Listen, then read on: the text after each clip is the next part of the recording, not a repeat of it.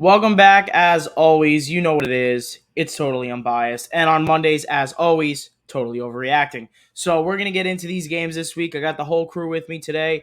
Andrew and Aiden, what's going on, guys? What's up? And then, real quick, as always, you guys, our social medias on TikTok and Instagram, you can follow us at Totally Unbiased, on Twitter at YT_unbiased, and then right here on YouTube where you're watching this video, make sure you subscribe and like and hit that bell icon for notifications so you never miss a new video. All right, so we're going to go over the NFL games with you guys. We're going to go in depth around three games. Then we're going to talk about some of the blowouts that happened this weekend. It was a weird weekend. So, Aiden, take it away. All right. So, first game of the week obviously was Miami versus the Ravens. Miami just absolutely demolished Baltimore. Nobody really saw this coming. This was supposed to be a blowout in the Ravens' favor. Kind of just a messy game throughout. They really couldn't get the ball moving against this Miami defense. Good game for Miami, but I really don't think that there's any season-long implications from this game. I think Baltimore rebounds and Miami kind of simmers. But next game was Dallas versus Atlanta. Dallas won 43-3. We expected a domination, but nothing like that. Just a great game all around. They got it going early and didn't really ever stop. And then another game that we want to go in depth on is Tennessee versus New Orleans. This one was pretty interesting. Mark Ingram played a pretty big role in this offense. They seem to use Taysom Hill a little more for New Orleans, but ultimately they really couldn't get it done against Tennessee, who just really seems to be unstoppable right now. They're 8-2. So what do you guys think of this game? I mean, with Tennessee, they do end up winning games, yes, but they're very inconsistent. They play down to bad teams, they play up to good teams, and they do end up getting wins to their credit, but never by a large margin. And they're just kind of a big question mark for me, especially now without Derrick Henry. How many playoff caliber teams are they going to be able to go up against and actually survive? So, for them, I don't think they really deserve the win. I think the Saints played very well for the pieces that they were missing and not having their starting quarterback still. But yeah, that's about it. Yeah, I completely disagree with you on the Titans. I think the Titans are the best team in the AFC right now. They're 8-2. They don't stop winning, and they've just rattled off wins against playoff teams recently. They dominate. They absolutely dominated the Chiefs. They just beat the Saints. They beat up on the Rams last week. They beat the Colts. They beat the Bills. This is a good team. Their last loss was against the Jets, and yes, they lost to the Jets in Week 3. But so far this year, they've beaten really, really good teams. They have. So I think Tennessee is the real deal. Mike Vrabel, even though they lost their best player and the heart and soul of their team, doesn't matter. They win anyway. They don't stop winning. So I think the end result overtakes all the small results that we could have. Maybe they didn't do this well in this game or that. It doesn't matter. At the end of the day, they're 8-2. They don't stop winning. Yeah, Tennessee, the main critique of their defense early on, or the main critique of their team early on in the year was their defense, which now just happens to be rolling, like really, really rolling. They're like a top 5 defense in the last month. So Tennessee looks great. I really can't list a lot of teams that could stop them right now. But to keep going down the list, Colts played a pretty ugly game against Jacksonville. The Colts won 23-17. There really wasn't much to take away from this game except for the fact that Jonathan Taylor is still a beast. He got it going early on. They kind of stopped using him, but just kind of an ugly game. Not much to take away. And then, of course, New England beating the Browns 45-7. This was absolute domination. New England missing Damian Harris. They still got the ball moving with Ramondre Stevenson, who had 20 carries for over 100 yards, 2 touchdowns. Cleveland, they're really starting to look like a threat for the playoffs right now. They've beaten a lot of really good teams recently, such as the Chargers, the Browns. So keep an eye on New England. Yeah, and then the next game that I'm going to start to go over, Buffalo versus the Jets. Buffalo did the Buffalo thing and blew out the Jets 45-17. And they played a good game on all fronts. And Stephon Diggs actually had a pretty good week with 180 receiving yards. Can't really remember how many receptions. Kind of makes me upset because I traded him to Nick like 2 weeks ago and he finally has a great game, but that's for another video.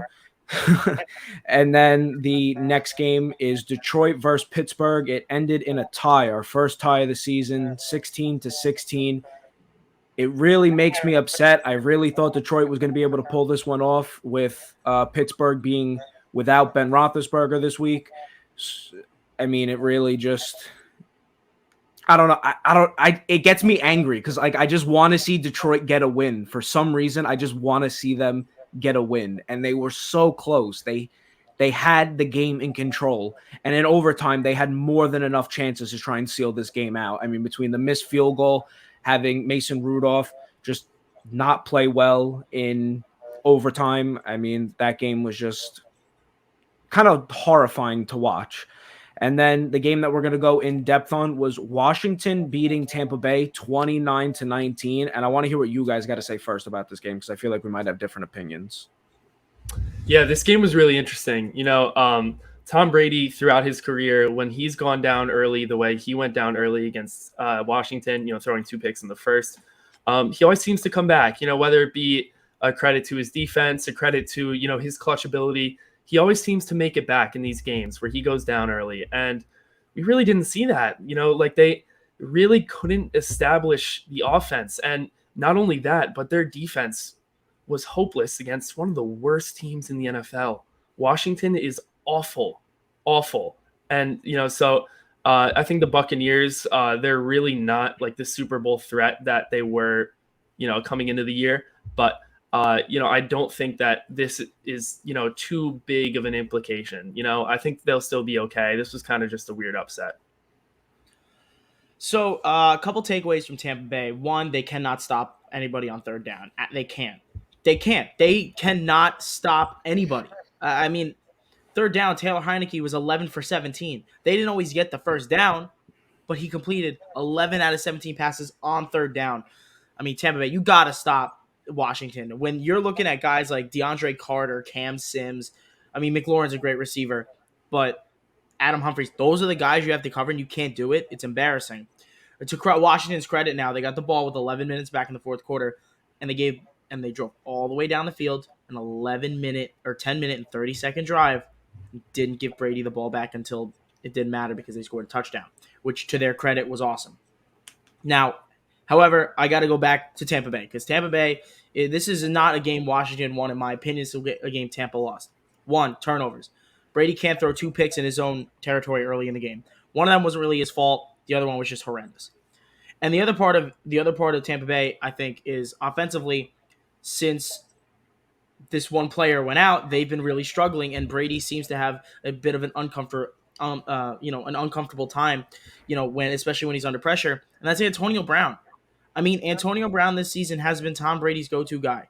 He has. Week in and week out, Brown is the number 1 targeted player on that offense. Well, he's missed, I think, 3 games now. 3 in a row. 2 in a row, I believe, because they had a bye week. They lost to the Saints after Jameis got hurt, and they still lost to the Saints. And then they lost to Washington, all without Antonio Brown. And I think he plays a bigger role than we originally realized in that offense. That is why Tampa Bay is struggling right now. They hope to get him back next week against the Giants. This might be a really ugly game for the Giants if Tampa Bay is angry and motivated. Yeah, no, I definitely agree with that last statement, Nick. But then one thing I feel like I'm a bit opposite. I think yes, Tampa did not play their best football. There's no doubt about that. But I still think you got to give some praise to Washington. I really think that they took the best of a situation between good coaching calls, like going for it on 4th and 1, giving the game-winning touchdown to Antonio Gibson, little stuff like that, and just they played well. I mean, Heineke had a good game. And obviously, like you said, like Tom Brady throwing those interceptions is kind of what really was the demise of Tampa Bay this week. But I do think you definitely got to give more credit to Washington. I mean, yes, they're definitely not a team that's in playoff contention, but, well, they could be if they won down the stretch, but no one expects them to make playoffs. But I think you got to give it up to them for the team they went against. And then the last game that I'm going to be going over is Carolina versus Arizona. Carolina won this game 34-10. And 2 things that real quick that we learned about this game. The Cardinals offense is designed around Kyler Murray, and Cam Newton's back. Cam Newton looks like he's probably back. I agree with you. We're going to see what he does down the stretch. But we're going to get into the other 4 o'clock hour games. Philadelphia 30, Denver 13. Teddy Bridgewater stinks. Period. He's just not good. Denver's defense also not good. Philly didn't even need to do too much to win this game, frankly, because the Broncos seemed like they didn't want it. How do you lose at home when you're 5-4 fighting for a division? You won. You would have had first place in the division. How do you lose this game?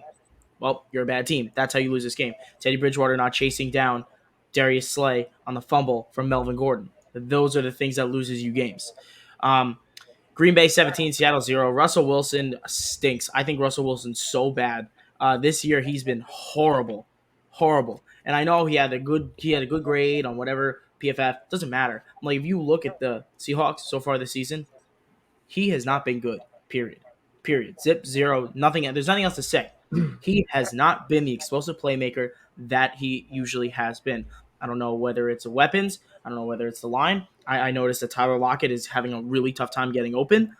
But whatever it is, it doesn't matter. Russell Wilson continues to not play good football, and they won't win games like that. AJ Dillon cost me 40 We're going to go bucks. over this game here. This game was a really interesting one. Minnesota beat the Chargers 27-20 in LA, and that's another AFC West team that just lost at home, and now the Chiefs are in first place. Aiden, they're going to regret it. Tell them why they're going to regret it. Yeah, well, the Chiefs just they look incredible right now, and the Chargers they can't be blowing games like this. The Chargers lost to the Patriots a couple weeks ago too, which was considered a winnable game. The Chargers are one of these teams that we thought were dark horse Super Bowl contenders early on in the year, and every week it just seems like a new hole is being exposed in this team. Whether it be the run defense or just the inconsistency of the offense as a whole. The Chargers, it's really unfortunate because, a lot of people had a lot of hopes for that team, but they really just can't seem to get it going on a consistent basis. They blow another game to the Vikings. Credit to the Vikings, although they should have run the ball a lot more. That was obviously the safer decision. They still got it going in the passing game pretty well due to Justin Jefferson. So credit to the Vikings, but, all I got to say is the Chargers have just been a big letdown this year. Yeah, no, definitely. And Nick, to go to back why teams are going to regret this, having the Chiefs in first place, I mean, you got the Chargers at 5-4, the Raiders at 5-4, and then the Broncos at 5-5. This is a close division. I mean, it's kind of insane that the Chiefs looked as bad as they did, and they're still on top at the end of this. And if they just had a little fluke for a couple weeks and then now they go down the stretch and win, the Chiefs take this division again, and it was really up for grabs for either the Chargers or the Raiders, and even the Broncos if they stayed more consistent, because they're only one game behind the guys who are tied for second in the division. But then for the game itself, yeah, like Aiden said, there's holes being exposed. I think people are kind of figuring out that you have Austin Eckler. If he's not running the ball, they're not having a good rushing game at all. You have Keenan Allen and then Mike Williams. And I think teams are starting to realize that Mike Williams is also a decent threat. I don't think anyone ever really prepared for him to do what he did at the beginning of the season, and teams have kind of figured that out. And then also their defense. I mean, there's inconsistency, but I think if they tighten it up, they definitely still could be a Super Bowl contender. They're a really stingy defense, the Chargers, and Minnesota did everything they could to lose this game. I'm not even kidding you. Like, Minnesota's play calling was atrocious. They're throwing the ball in run situations. They're running the ball in throw situations. Like, I just don't understand what Minnesota was doing, and it bit them completely in the butt a bunch of times. But their defense, they got a lot of pressure on Herbert. The tackles for Herbert were not very good. Rashawn Slater had a decent game, but the right tackle for the Chargers struggled. Minnesota, again, every game this year has been a one-score game with Minnesota, win or lose. So they're missing a couple pieces. They're close. They could possibly be something maybe next year, but you got to get Zimmer out of that building. This game was just a mess. And to Andrew's point about Mike Williams, I think I don't completely know if teams have figured Mike Williams out or if the Chargers have stopped including Mike Williams, because if they figured him out, he would still get targets, but maybe not, the yards he did. But he's not even getting targets, so that leaves two questions to me. One, is he healthy? Or two, did they take him out of the scheme, which would be a mistake considering when he was in the scheme, they were playing great football. That was my question. But But yeah, and we talked a little bit about Kansas City. They blew out the Raiders 41-14 in Las Vegas. The Raiders didn't put up a fight. I said this last week, and now I think I understand. Kansas City's defense looks like they're back. With the addition of Melvin Ingram has been unbelievable. He's been so good for them off the edge, and it's giving Chandler Jones a chance to go back. And Chandler Jones, I always say Chandler Jones. It gives Chris Jones a chance to go back inside where he is best. And listen, they allowed, I think, 17 to the Giants, 7 to the Packers, 14 to Las Vegas. There were two teams with pretty mediocre quarterbacks, but then you just played Derek Carr in his building with Darren Waller, with Brian Edwards, with Hunter Renfro, with Josh Jacobs, with Kenyon Drake, and they didn't win. They lost. So I think the Chiefs defense might be back here. But I just want to quickly talk about blowout Sunday. There were a lot of blowouts. I mean, we talked about it. 17-0, 30-13, 41-14.